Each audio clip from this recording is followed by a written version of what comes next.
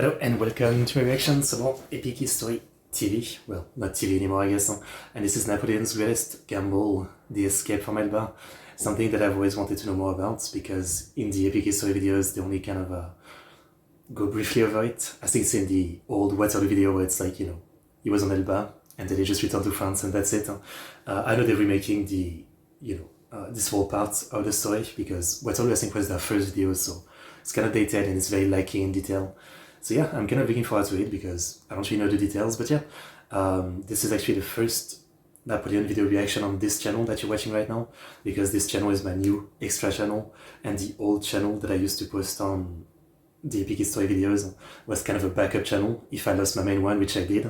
And so now this backup channel is now my main channel, and this channel you're on right now is my new extra channels for like videos like this and clips from my random reaction stream. But I'll probably have a playlist on this channel if you go to the playlist section for like all the Epic History video I might have reacted to over the last 2 years. Even if they're from the other channel, they'll be in the playlist. But yeah, as always, really looking forward to more Napoleon. I mean, I always enjoy watching other people's reaction to these videos, and I enjoy doing my own. I think the last one we reacted to was the Nelson stuff. Yeah, probably. Anyway, again, I don't really know much about this part. I just know that he went to Elba, and like in less than a year, he just, went back to France, and I don't really know the details of anything in between. He went back, and the troops sent to arrest him were like, let's go, and that's it. That's all I know. So what are the details, Link for the video in the description, the link to Epic History channel, my Discord, Streamlabs, Patreon if you want to follow, support me, request reaction. Let's go. February 1815. A small flotilla slips quietly across the Mediterranean, west of Elba. Its most important passenger, a former emperor, now a fugitive, So he had a lot of boats, embarked on the greatest gamble of his astonishing career. Napoleon Bonaparte was the greatest general of his age. His armies had once dominated Europe. But just 11 months earlier, at the end of a 10-year conflict that left millions dead, he'd finally been comprehensively, disastrously defeated. Indeed. The great powers of Europe had hoped to consign Napoleon to history, giving him the tiny island of Elba to rule. It's very surprising to me that they took that gamble. I understand why they didn't execute him, setting the precedent of executing an emperor, even though, he wasn't of like royal blood or something, right? You don't set that precedent because then you're scared it's gonna happen to you. But it still feels almost lenient, like this small island next to Italy, it's not that far away, it's probably not that bad of a place to be, and yeah, it just feels very lenient. And restoring France's Bourbon monarchy. Oof. But the Emperor of Elba soon became restless. Whispers reach him that France's new king is despised, and many wish for his return. That his enemies, Britain, Russia, Prussia, and Austria, have turned on each other and may have plans to move him to a more remote location. Oh, I see. Napoleon will be no mere spectator So they were already thinking that they just were too late to do it. to his own fate. His faith in his own destiny is undiminished. Napoleon will act and roll the dice of fortune once more. Like, how did they not find out and stop it? I mean, it looks like there was a lot of people on that island, right? There must have been spies and people made to keep up with what he's doing. He will make a daring bid to reclaim his throne and restore France to glory, even if it means plunging all Europe into war once more. But Napoleon's quest may be over before it begins. A day after sailing from Elba, as the sun falls over the Mediterranean, Napoleon's vessel passes within shouting distance of Zephyr, a brig of the French king's navy. It's probably Zephyr, if we were to say it in French. But for an unknown reason, there is no attempt to question or search the suspicious vessel. Perhaps Napoleon's star of destiny still shines after all. Kind of, I mean, we know the campaign doesn't go well. Soldiers, in my exile, I have heard your voices. I have returned in spite of all obstacles and all dangers.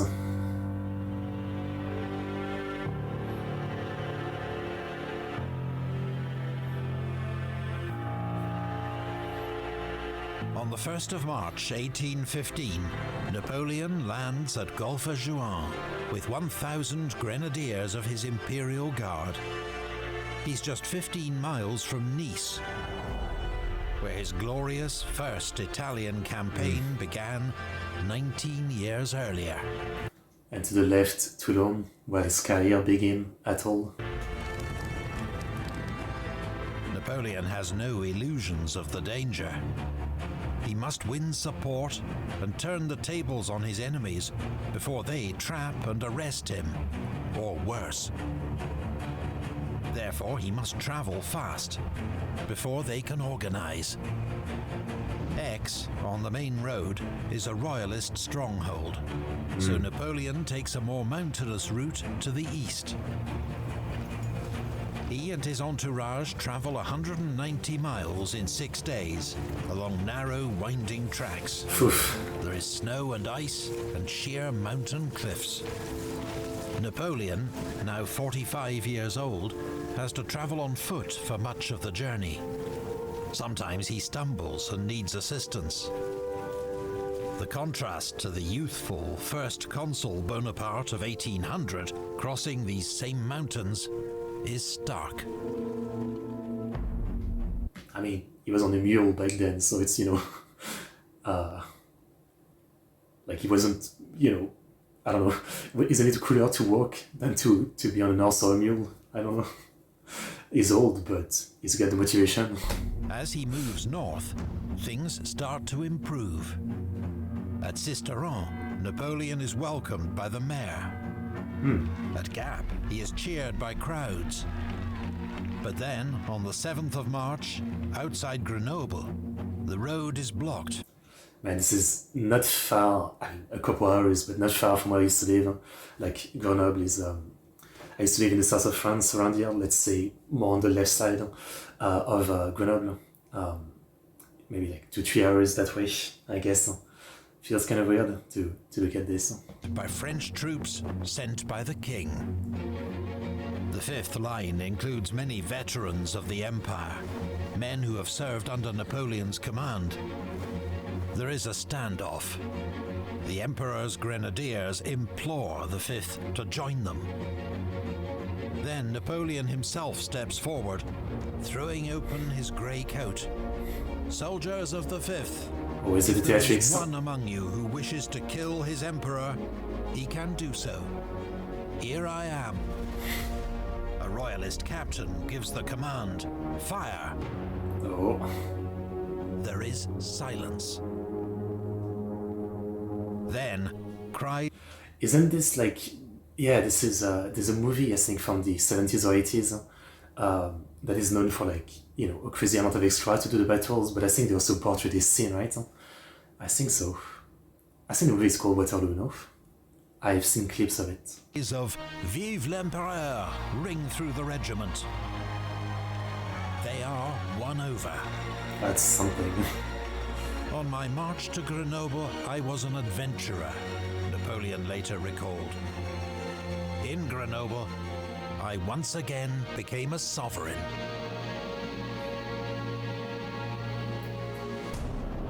That's crazy. Like,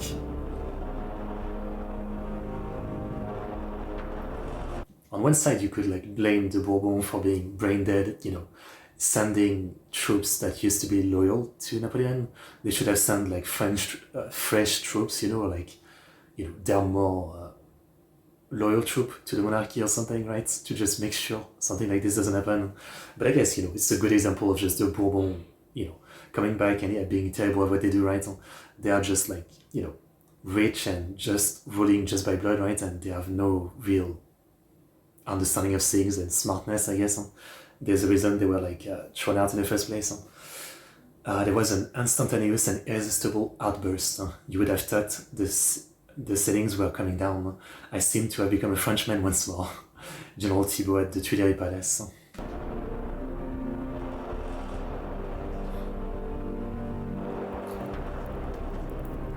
At the court of King Louis XVIII in Paris, there is disquiet, but no great sense of alarm. Of course. An outlaw adventurer and his small band of followers are surely no threat to the French state. The men who now draw up a plan to... Again, like, how have they not learned the lesson? I mean, the French Revolution is like 20 years before that. I mean, how the fuck have they not learned the lesson to, if they want to hold on to power, to be much more careful and much more smart? Stop this escapade, know the fugitive well. Soult, Oudinot, MacDonald, I think, and Ney. Marshal Soult, now Minister of War, joined by Marshals Oudinot, MacDonald, and Ney. Men who had won titles, riches, and glory under Napoleon, but continue to hold senior roles under the Bourbons. Ney, in particular, whom Napoleon had once dubbed bravest of the brave, seems to have switched his loyalty with zeal. I will seize Bonaparte, he tells the king, and I will bring him to you in an iron cage. Oh yeah, he said that, that's right. Ney marches south with 3,000 troops to arrest his former master. That's little. But everywhere there are signs that Bourbon authority is collapsing. In Lyon, Napoleon is welcomed with celebrations. Whole regiments are defecting to him. Ney hears grumbling within his own ranks. He's haunted by the prospect of civil war. Napoleon writes directly to Ney. I shall receive you as I did on the morrow of the Battle of the Moskowa, he tells him. Ney is won over. The cause of the Bourbons is lost forever, he tells his troops. Only the Emperor Napoleon is entitled to rule over our beautiful country. Okay, what happened to the cage? There are cheers amongst his men as he orders them to turn around and march on Paris. I mean, I can't fully blame him. It's obviously like one of the situations, what would you do, right? Like, it probably does sound kind of crazy that Napoleon would actually take back power, so at first, yeah, he would try to continue being loyal to the new government, right? I guess it makes sense. Yeah. Makes sense. Ney's defection is the final straw for King Louis. On the 20th of March, he flees the Tuileries Palace, heading for safety in the Netherlands. That evening, Napoleon enters Paris.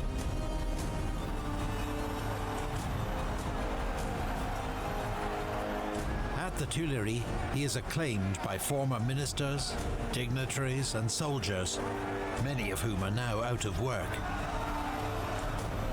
Marshal Davout is there to welcome him. Oof. He had been ostracized by the Bourbons for his loyalty to Napoleon.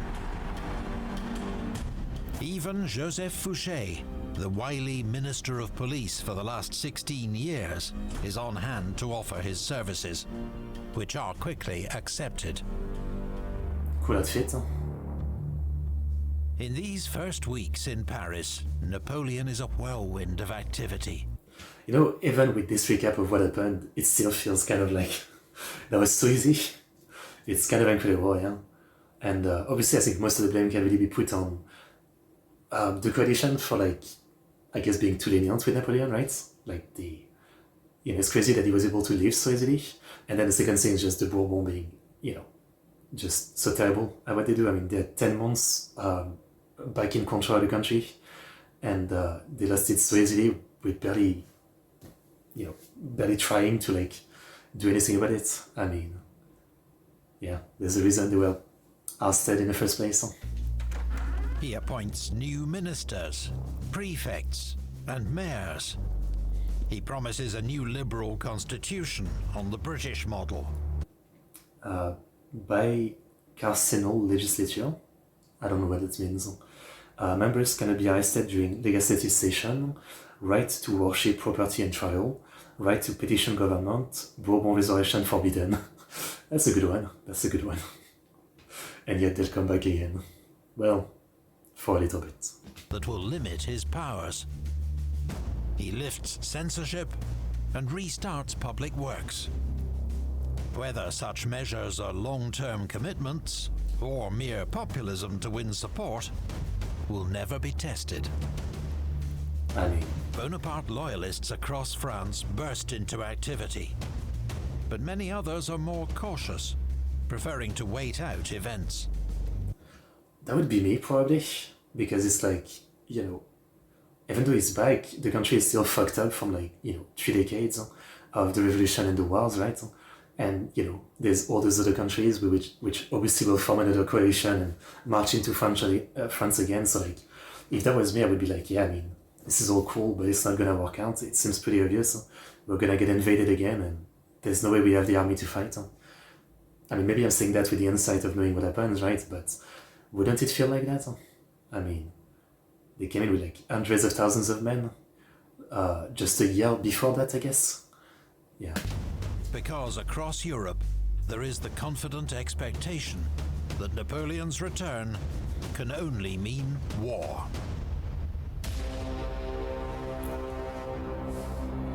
He has reappeared. This man died with our blood. He is another Attila, another Genghis Khan, but more terrible, because he has at his disposal the resource of civilization. Benjamin Constant, Franco-Swiss writer. That goes kind of hard. He has reappeared. This man died with our blood. That's pretty good.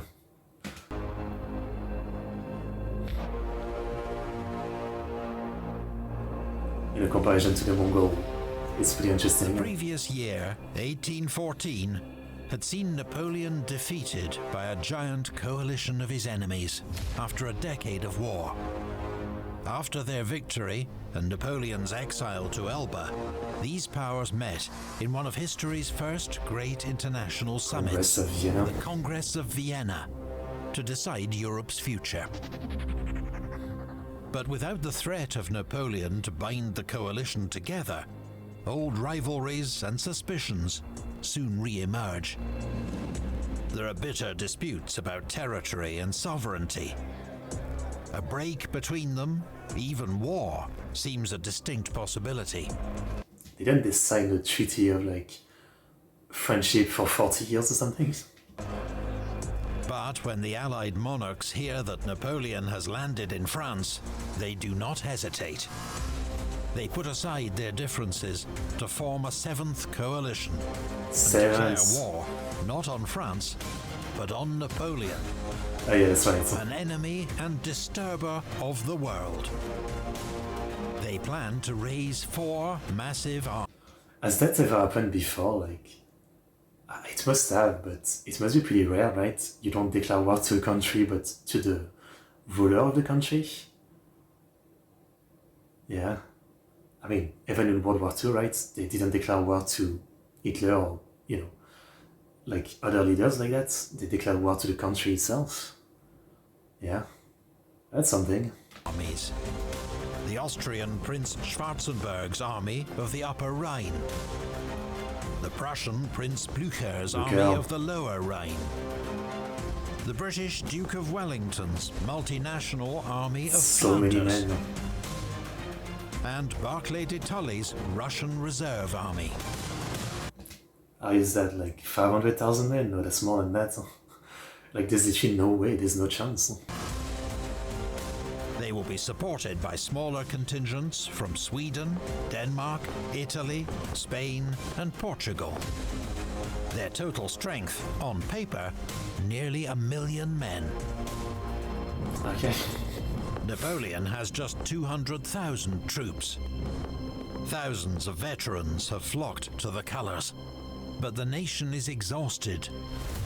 The return of conscription is dreaded, and Napoleon's war chest is a fraction of what is required.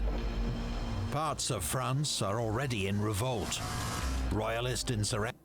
You know, what if history, right? But what if he waited a bit more? Like, that was way too fast for a comeback, no? I'm sure if he waited like a couple of years, the Bourbon would have been even more hated.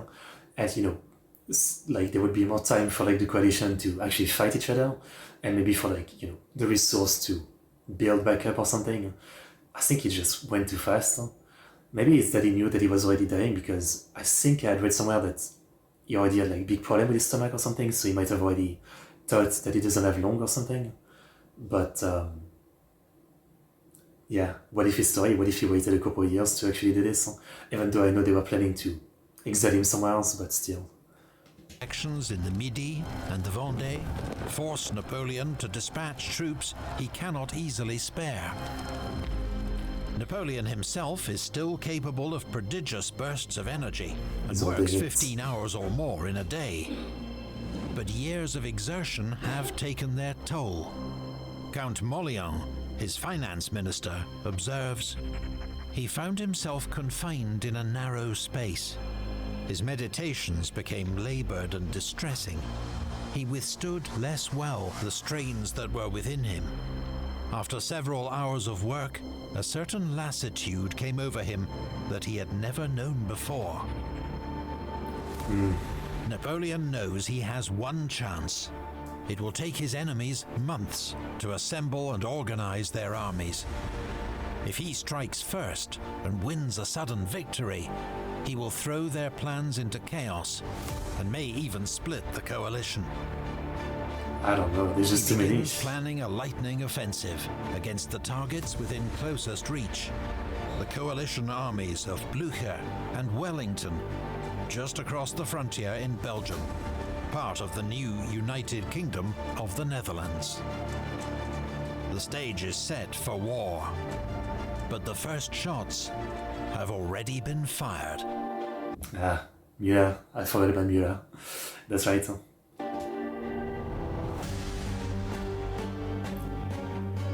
Murat as always. It was all my own fault. I had to have let him stay a marshal and never made him Grand Duke of Berg, still less the King of Naples. He was off his head. He wanted at a bound to be chief of everything. Napoleon about Murat and St. Helena. I mean, despite all the betrayal, it's hard to dislike Murat. You know, for all the legendary stuff he did during the campaigns, right? You know, he definitely kind of messed up too much at the end. It's kind of a shame, but I have a hard time disliking the guy because he's such a character, right? Such a memorable character.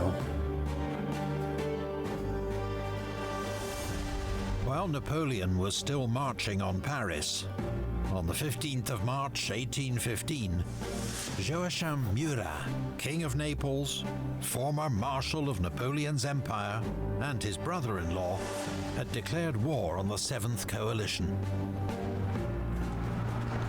Murat had loyally served Napoleon as a brilliant cavalry commander, from Italy and Egypt to Russia. I mean, he would have joined the coalition this time around, you know, if he didn't suspect that he was next to lose, rulership, basically. Otherwise, he would have definitely joined them again against Napoleon, which he had done with the 6th coalition, right? But in 1814, he betrayed Napoleon, defecting to join his enemies. He only later realized that the coalition had no intention of letting him keep the throne Napoleon had given him. That's right. Murat's Neapolitan forces sweep through the Papal States and enter Bologna. But when the Austrians finally muster their forces, the tide quickly turns. Murat suffers a string of defeats. I mean, you know, he was always a great cavalry commander, but he was never a great overall commander kind of thing. I think that's what it was. And in May 1815, as Austrian troops enter Naples, he flees to France. On arriving in Toulon, Murat appeals to Napoleon, offering to fight at his side once more. Napoleon is not interested. It was doubtful whether the troops could surmount the disgust and horror which they felt for the man who had betrayed and lost France. He would Yeah, I mean, Ney said he would bring Napoleon in a cage, but in the end it was just war, right? He was persuaded, but Murat literally, in a sixth coalition, declared war on France and marched against them, so it's like, yeah. Even though he could still potentially have helped in some way as a leader, yeah, if the troops don't want to follow the guy, later say. It's not good. In Belgium, meanwhile, the aggressive 72-year-old Field Marshal 72 Blücher wants to strike into France immediately. I like Blücher. But a mutiny among his 10,000 Saxon troops throws everything off. Really? He must divert 14,000 reliable Prussians to watch them, a force that will be sorely missed in the weeks ahead. The 46-year-old Duke of Wellington is also in a tricky situation. He had achieved stunning success, leading a joint Anglo-Spanish-Portuguese army against the French in the Peninsular War. But his old army of veterans has been widely dispersed. Now he commands a mixed force of British, Dutch, Hanoverian, Brunswick, Nassau and Belgian units. Nassau? Isn't that just a town, Nassau? Like the pirate capital thing? A few are reliable, but most are untested. Some are even suspected of loyalty to France. These troops are now spread thinly, watching the many possible routes into Belgium. But the coalition does have one strength on this front. Since their first correspondence, Wellington and Blücher have developed a sense of mutual respect and understanding. Each feels that the other can be counted on. It will prove crucial in the coming campaign. By early June, reinforcements have brought their combined strength to 230,000, and a joint invasion is being discussed.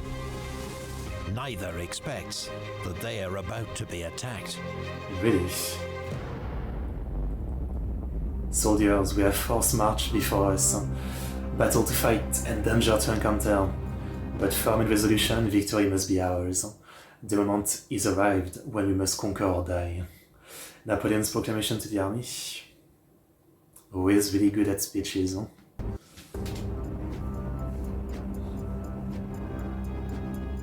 Along the Belgian frontier, the French have imposed strict secrecy. Civilians are not permitted to cross the... How do you keep secret that you have 200,000 men? That's what I don't understand. Like, is there not one person that's like, I'm gonna go report this to the other side? You know what I mean? I don't understand how they can keep secrecy. The border. French troop movements are hidden. Misinformation is spread. On the 12th of June, Napoleon makes a conspicuous public appearance in Paris, then quietly slips away and races off to join the army. The French Armée du Nord is 128,000 strong, divided into 5 corps, a cavalry reserve, and the Army of the North, by the way, if you're wondering. The Imperial Guard. Though it includes many veterans of Napoleon's campaigns, it's a far cry from the Grande Armée of 1805. Supplies are scarce, hard cash even more so. The cavalry and artillery arms have recovered somewhat from the desperate days of 1814, but officers have been assigned to unfamiliar units, and discipline is lacking even within the ranks of the Imperial Guard. Above all, Napoleon faces a crisis in leadership. Of the 26 marshals he'd created under the Empire, 3 have been killed in action. 4 have switched. Poniatowski, Leipzig, Line, I forget which battle it was. Bestia, I think it was outside the battle, right? Yeah. allegiance or disavowed Napoleon. Moulin betrayed. Marmont, yeah, he kind of like lost it in the 14th campaign. Ogedo a lancé un meurt. Bernadotte obviously became king of Sweden, right? 4 stand by new oaths of loyalty to the Bourbons. Wait, Berthier, really? Berthier was like the big guy that was always with Napoleon, right? I didn't realize that he didn't rejoin him. Okay. 10 are either too old for field command or prefer to remain politically neutral. This leaves Davout, Grouchy, Ney, Soult, and Suchet. I mean, if he had just given command to Davout, France would have conquered the world. I mean, I'm just saying. All excellent, battle-tested commanders, but too few for the struggle ahead. Yeah. Noticeably absent is the man often described as the indispensable marshal, Berthier. As Napoleon's chief of staff for 2 decades, Berthier had performed the vital role of overseeing the emperor's headquarters and turning his words and thoughts into orders. But in March 1815, he fled to the Netherlands. Damn. That's some good art. This kind of like caricature art is great. That's awesome. With King Louis. Napoleon is astonished and outraged. I have been betrayed by Berthier, who was just a gosling transformed by me into some kind of eagle. I mean, oh yeah, that's right, it dies from falling out of window kind of thing. I was gonna say, like, again, I can't really blame most of the people who wouldn't join Napoleon again after all this, because, it's probably easy to think that, it's not gonna work out, right? So joining him just means that then, the Bourbons are gonna come back and you're a traitor again. I kind of get it, it just seems like there's no way it's gonna work out, and I kind of get it. Then, on the eve of war, Berthier falls from a high window. Falls, huh? An accident seems most likely, but foul play cannot be ruled out. No consideration for suicide? As Berthier's replacement, Napoleon picks Marshal Soult, thus giving an administrative role to one of his best battlefield commanders. Didn't Napoleon have like an insane amount of like awesome generals, which, like basically were as good as marshals, they just didn't have the title? Like, couldn't he just promote some of them? No?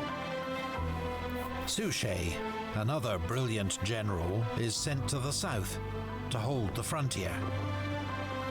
While perhaps the best of all, Marshal Davout will remain in Paris the biggest mistake. As Napoleon's new Minister of War, with the added responsibility of defending the capital.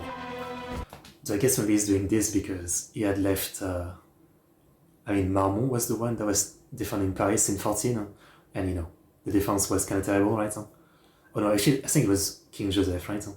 And the defense had been kind of terrible and neglected or whatever, right? So maybe this time he was thinking, if they get to Paris, I want someone who's actually gonna put up a great defense, Maybe that's the idea, but it still feels like such a waste, right? I mean, what if Davout was at Waterloo? These are important roles that Napoleon wants to entrust to loyal, experienced commanders. But his decisions will keep 3 of his best generals far from the action, with grave consequences. And then he gives Ney the command at Waterloo, which, again, Ney is amazing, but it's been proven many times before that he wasn't a great, tactical commander. It's so weird. Why not put Ney in the defense of Paris? I mean, I don't know. I feel like that wouldn't have been the worst option, and then Davout commanding Waterloo. What if? And there are soon signs that all is not well within the army. On arriving at headquarters, Napoleon discovers Marshal Soult has bungled his orders. Still settling into his new post, Soult has mistakenly concentrated the whole army west of where Napoleon had intended, while Marshal Grouchy's cavalry corps is far behind schedule. I think it was because Berthier had like his own unique system for everything, so like Soult just came in and had to try to learn it and all that, so of course it was gonna be a mess. General Gérard's 4th Corps is also inexplicably delayed. Then, one of its division commanders defects to the enemy. Auguste Victor. Throughout his life, Napoleon has believed in destiny, omens, and lucky dates. Few are more special to him than the 14th of June, the anniversary of his victories at Marengo and Friedland. He has chosen that providential date to launch this, the most high-stakes campaign of all. But in an operation that depends above all on speed, perhaps the real omen comes when he is forced to delay the start by 24 hours. At 2 a.m. on the 15th of June 1815, French drums beat the call to arms. As dawn approaches, the 1st battalions cross the frontier at Charleroi. Charleroi. Wasn't there some big World War I battle at Charleroi too? I forget. Prussian sentries. I see Quatre Bras as well. I think so, yeah. I mean, obviously, like this whole section of the map, World War I, World War II, obviously. Race away to inform Wellington and Blücher. Napoleon's final campaign has begun. Have you ever watched one of our Napoleonic battle videos? Maybe Eylau, Borodino, or I've watched all of Leipzig, them. and wanted to take command of those Many little times. blocks of infantry and cavalry and refight the battle your way? Great news! Our sponsor, Lines of Battle, gives you the chance to do just that. Lines of Battle is a deep tactical war game Interesting. in which players must master the I'll pause here though, but it looks interesting. To be honest, recently I've been playing, I don't know if you guys know the game Mountain Blade, especially the second one, Bannerlord, and I've been playing a mod called Empire 1700, which is obviously before the Napoleonic War, right? But I've been having fun, you know, with like musket line and stuff like that. Empire 1700. I recommend it. Unfortunately for Bannerlord, there isn't like a Napoleon mod yet. The game is kind of like in a weird modding situation. So if you wanted to play like that, you would have to go to the old one. But yeah, so far it's been pretty damn fun. I mean, I'm enjoying it. I actually joined the Kingdom of France at the time, which is led by the Bourbon, and they were literally as stupid as they were in this video, because they kept declaring war to like the British and Spain, and we lost all territory, and France literally got wiped off the map. So I joined the Spanish, and now I'm conquering the British. But yeah, it's a really fun mod. Really satisfying again, like, you know, being in first person amongst the ranks and just, you know, firing your musket as cavalry charge and stuff like that. It's a lot of fun, yeah. It's a lot of fun. I recommend it. But yeah, beyond that, great video. I guess again they're remaking the video on Waterloo, which I'll be looking forward to, and I'll be reacting. I learned a lot again. I think I had the least knowledge about this part, you know, like the 100 days it's called, I think. This is really the part where like I just knew the overview and that's it. This gives a lot of context, but also so much what if. A lot of you know, decisions like what if he waited longer to come back? What if he got some of the generals promoted to marshals that were actually great commanders? What if he had Davout with him, etc. Right? It's a lot of questions like that, which are always interesting. I mean, I like alternative history stuff. But yeah, epic history with an epic video, as always, just insane quality, a blast to watch, and I highly enjoyed it. I'm still looking forward to more like American Revolution from them. It's like, it's racing kind of slowly, right? And I've been wanting to learn the rest of what happens in that, but I don't want to watch other channels' coverage of it, so I'm kind of waiting. Also like their rise to World War II, yeah. But I think it's finished. Next is World War II proper, yeah. I mean, I understand. They're like one of the highest quality channel. You know, it takes a long time for those videos. No doubt. But yeah, I really enjoyed it. Amazing video as always. I really wonder, like, you know, at this point, I feel like even in 10 years, they'll still find some, like, specific little part or subject of the Napoleonic War that they'll make a video to cover, right? And technically, there's still, like, a lot of battles, right, that they could cover. You know, even if it's, like, less well-known. But, yeah, they're already, like, probably the most complete, high-quality version, you know, retelling of the Napoleonic Wars on YouTube, so it's kind of nice that they keep like adding stuff in between and, you know, just making it the most complete it can be. Anyway, hope you enjoyed the reaction, like, subscribe, comment, and I'll see you guys next time. See you.